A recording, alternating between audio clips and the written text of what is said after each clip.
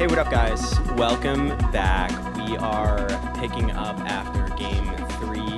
RIP the Dallas Mavericks. They go down 0-3 to the Boston Celtics, and I think at this point we have a pretty good grasp on philosophical and schematic differences and nuances between the two teams that are driving the outcomes that we're seeing, what is leading to some of these runs, and ability of the Celtics to withstand Dallas runs. Let's just jump into it. All right, starting with Boston first, positives. Tatum and his redemption performance, at least in the first half, seeing a lot more decisiveness and conviction in his decision-making, be it drive and kick, pulling up. Obviously, his shots started to fall pretty early on, again, with that confidence and conviction to begin with. And from there, it kind of became a Tatum versus Kyrie almost showdown in the first half, particularly from beyond the arc. The bench is worthy. Shout out to Peyton Pritchard's defense, which I just have always respected and enjoyed. And I mean, he had that one stand-up play on Luka where proactively plan against the Luka physicality, particularly with his off arm, and doing a really good job of withstanding that and not fouling. Hauser as well. On Boston's end, they weren't afraid to have him get out there and switch on to different guys. Klay Thompson flashbacks of the minimal amount of time this guy needs to have the basketball in his hands to start raining threes. I just think Hauser is really, really underrated in general. He gives me Isaiah Joe energy from Oklahoma City, where these guys are just such great shooters, and provided they can tread water, there's no reason to not give them quality bench minutes, even to stand in for starters, honestly, like we saw with Isaiah Joe. Boston's whole scheme of switching, everybody needs to be able to switch onto even guys as talented offensively as Luka and Kyrie, but just be smart about what you're doing, still be physical, still at least slow guys down. Again, their true superpower comes from their apparatus level defensive schemes, but again, it all starts at the point of attack, and I just thought they did incredible. Hauser especially backing that up with very, very timely threes on offense as well. The Drew and White offensive rebounding is incredible. It's not even that they're just racking up all these offensive rebounds like they're Josh Hart or something.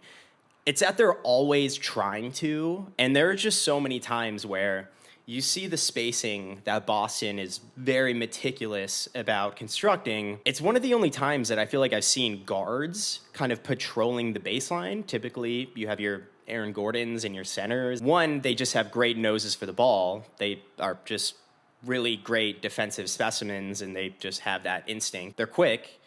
And when it comes to getting boxed out or not getting boxed out, Luka and Kyrie just don't box him out, and that's just a problem. Again, with this matchup, they are just going to feast on clueless guards like Luka Doncic and Kyrie, maybe not as clueless, just smaller and just undersized. So I think that pressure is just definitely positive. All right, negatives. The biggest one to me is still the part about Jason Tatum and his late game offensive performance.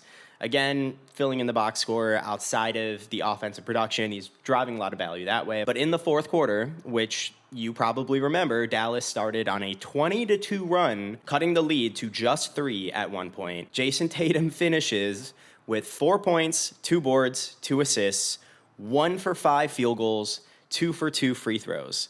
So 2 of his 4 total points came from free throws, just 1 made field goal in the midst of a 20-2 run by the opponent. Just not impressive in a closeout quarter in the NBA Finals. Jaylen Brown did an incredible job rounding out the end sprint for the Celtics in this matchup, which he has been increasingly tasked with doing, basically, as a result of a lot of these kind of no-shows from Tatum deep in the game. I can't tell you how many times at this point Tatum will start out with 10, 12, 13, 14 points in the first quarter, and then it's like 6, 5, 4. By the fourth quarter, the dude is barely scoring. Granted, defensive assignments, the whole game, whatever it is, someone else has got it going, like, understood. But in this specific game, a 20-2 run by Dallas, and you sixth in MVP voting. I don't understand how you are just taking that kind of a hit defensively from your opponent in the finals, and you're just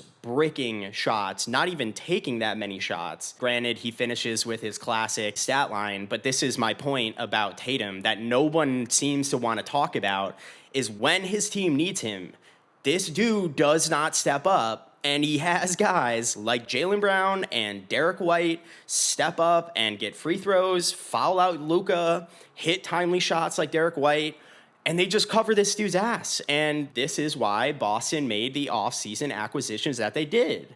Because they needed guys, one, with experience, but two, just more options to fill in and round out this offensive hole and gap that Boston knew that it had, particularly in late game situations where guys are either going to get Tatum better looks that he can actually hit, because God knows when he has to initiate for himself late in games, it's not going to go well, or guys that Tatum can give the ball up to that can probably hit themselves. Jason Tatum is the tone setter.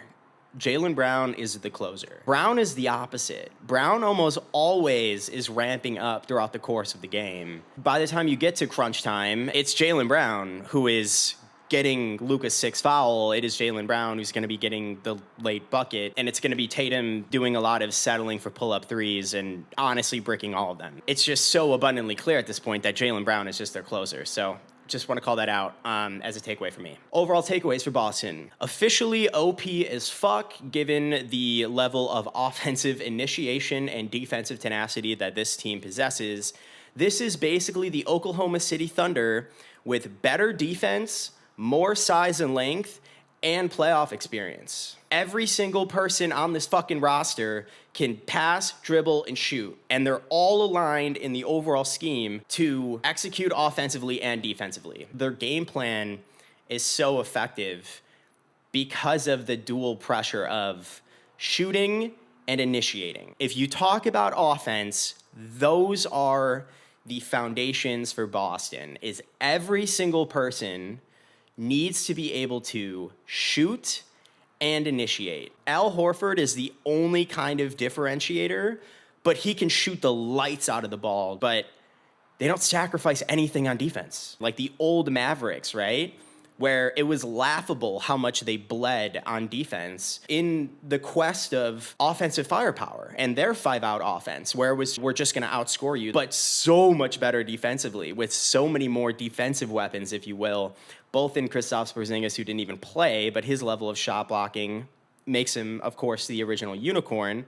But especially the guards, I just can't say enough about the guards, man. It's all the guards for me. It's the Derek White and the Drew Holidays. That to me took them from an elite team to a juggernaut. It's almost impossible to beat them with a guard-heavy shot initiator, shot maker scheme on the other end of the court. No Kristaps makes their centers, basically their only weakness to exploit. Kristaps is the reason why this team is a juggernaut. It really put them over the top, his defensive value as well as his spacing offensively. You saw what happened when Tillman went in the game. Kyrie was just coming off screens and splashing threes right in his face off the jump, hitting 4 of his first 5 in the first half. Dallas. So, positives. Kyrie bounce back game. We know he's way too talented and potent of an offensive player to really go down this many games in a row without erupting offensively, and we saw that in this game. 20 points in the first half. He made his first three-pointer of the finals in this game. Again, just splash get in front of Tillman. RIP to Tillman, man. Exactly where you miss Kristaps and his just length and size and ability to stifle some of these outside perimeter shots, even when he switch on the guards. This is just a really, really tough team for Kyrie to be the sole guy. The size, length, ability to collapse on Boston's end and really stifle him from getting downhill and all of those things. It was just really good to see him, at least in the first half, for a majority of the game, really step up. Negatives, very quickly about Luka falling out. Falls out, and the last 4-ish minutes of the game, Kyrie as the sole initiator scorer. The last call for Jaylen Brown blowing past him, blowing through him. I guess a 50-50 call. I'm not that surprised that they upheld it. I think the real issue is, of course, the ticky-tack fouls that Luka got earlier in the game. He had two that were completely needless. Offensive rebound, I think Pritchard got one that he was just hacking him over the shoulder, raises his hand for that. I think he got another one, another ticky-tack one where he raised his hand. That's the difference, man. And especially when you are so instrumental in driving this remarkable comeback to start the fourth quarter, I'm not surprised that kid left him in. You needed him. We can't just hold our hats on the Jaylen Brown last call thing. Jaylen Brown did exactly what he should have done given that certain situation. I guess it's playoff experience or just maturity, but I mean, Luka, there's just no reason to get those 2 to 3 earlier calls intertwined.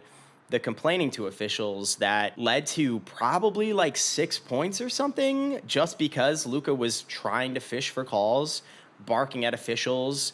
Celtics are running the floor, getting threes. Just doesn't reflect very well for Luka at all. Next, I want to touch on Luka's defense. It's not an excuse, but I just feel like Luka specifically is the poster child of what makes Boston's offensive scheme so effective.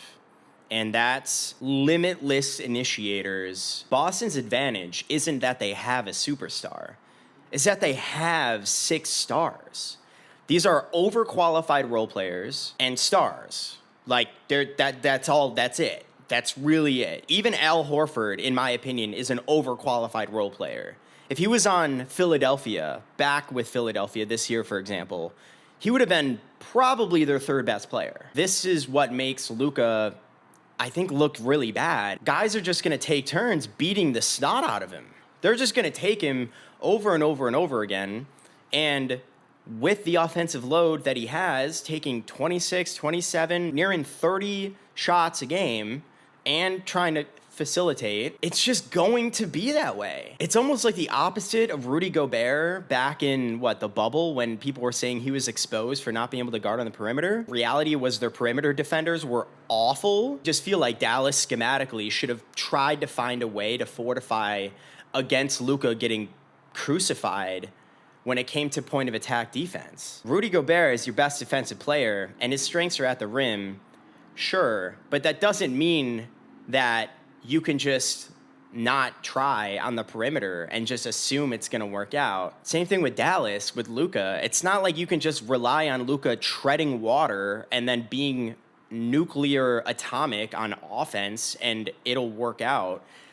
I don't think that's fair. To Boston's credit, that's what you're supposed to do. With a top-heavier opponent, you got to wear them out. And then in addition, that superpower of Boston's of having limitless in on-ball creators and scorers, that just means that Luka doesn't ever get to rest. You can't hide him on somebody who's not going to crash the board or somebody who's not going to be a threat to score or take him off the dribble. Whereas in the previous series, for example, you could stash him on Jaden McDaniels, where he's not going to move off the line. He's not a crazy effective outside shooter. They were going up against a team with much fewer initiators and scorers. So that just makes it easier for Luka, again, to not expend so much energy on defense, but also not to get exposed. That's just a strength of Boston's. Overall takeaways. Number one, funny enough, I felt like the old version of Dallas would have been more effective against this version of Boston. We can't be certain how much of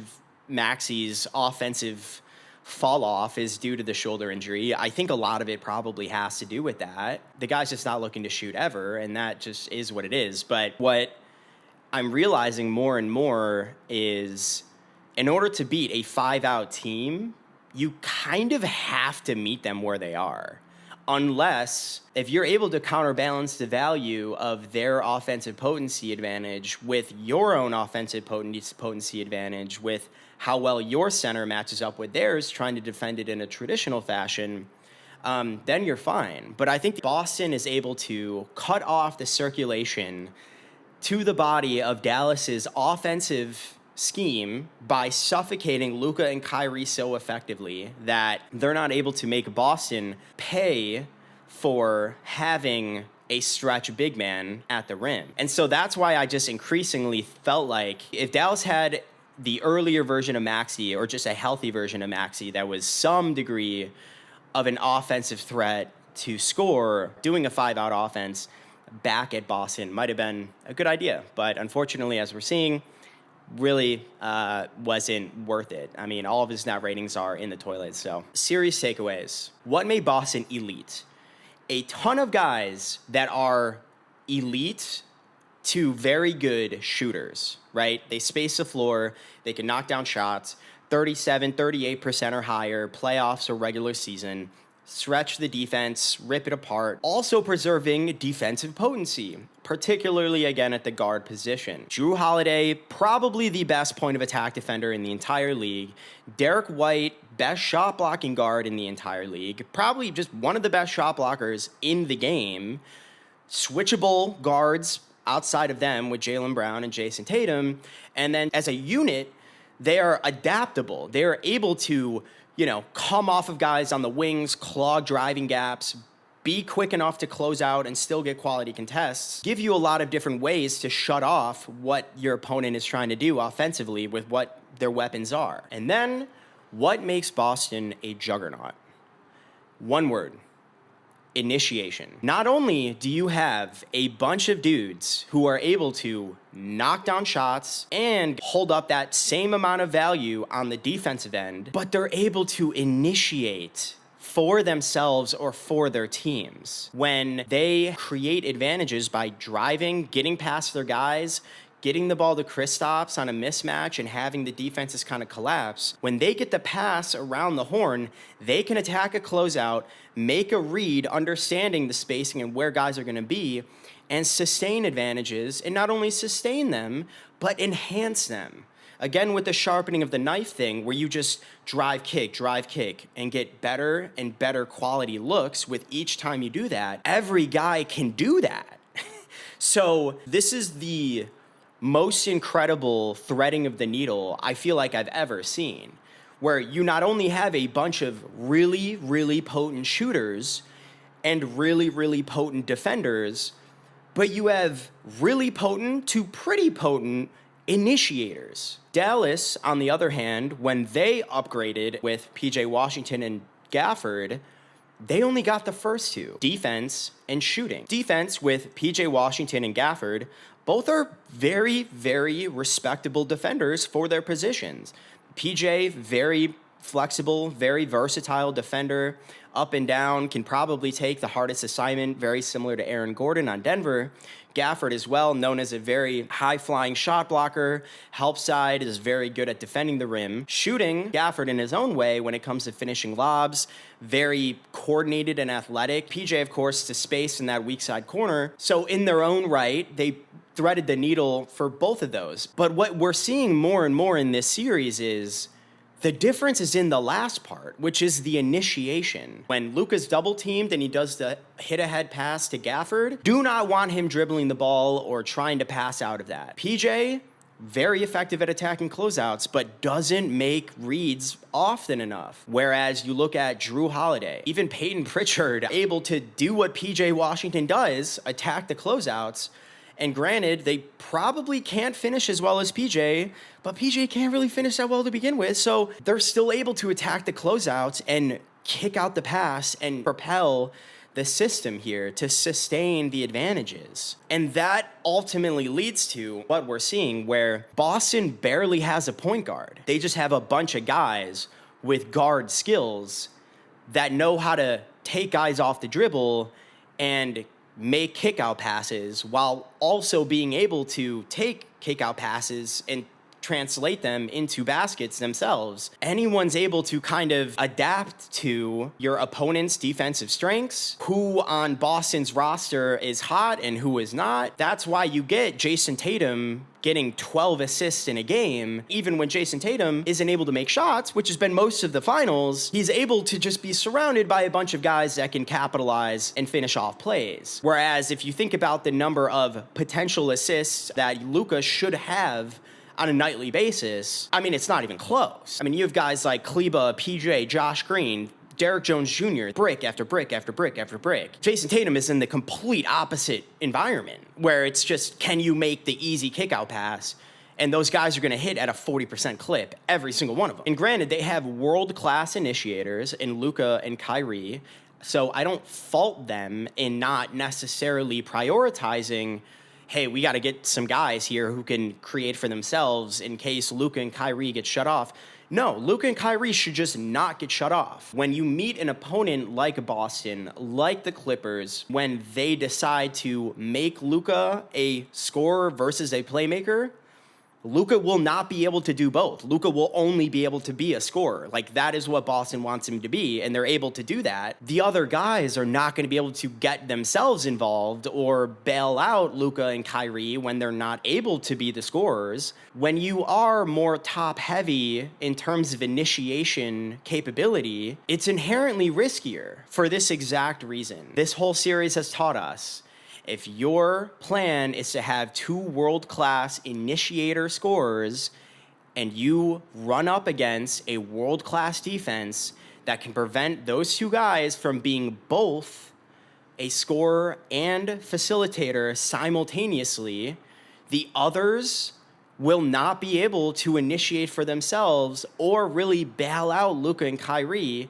which just ultimately means when they say Luka's going to have to beat us basically by himself, they mean it, because they are not going to let Luka also kick the ball out. And so they can't fully deliver on that half of the coin, you're going to lose. There's just so much pressure on Luka and Kyrie. That is accumulated to the point where we see in a lot of these games, Dallas has played good enough defense to, quote, win these games.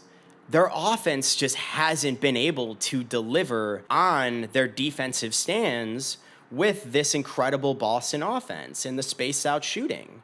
They haven't been able to capitalize. Credit to Boston's defense, of course, but all the reasons I've been saying across these videos in terms of Kyrie and Luka have to have it going, which then unlocks the others, that all relates back to the lack of initiation, forcing your top 2 guys to be scorers instead of playmakers, and those guys aren't able to score a lot. The others are not able to initiate for themselves. So there you have it. That is it, guys. I hope that is helpful. We will see. Nobody's come back from an 0-3 hole. Honestly, at this point, it truly, truly feels like Boston is, again, as I've been saying, Boston is not only elite, but they are a juggernaut. And particularly in this matchup against a top-heavy, guard-driven Dallas Mavericks team, this is the Dallas Mavericks' nightmare defense to go up against for all the reasons I've been explaining. So barring unbelievable nuclear explosion from Luka and Kyrie, it's really going to be tough for them to come out of this, even honestly to win a single game. Obviously no Kristaps in this game either. It's just going to be really tough. So we'll see, guys. Hopefully that was insightful. Thank you so much again, and until next time.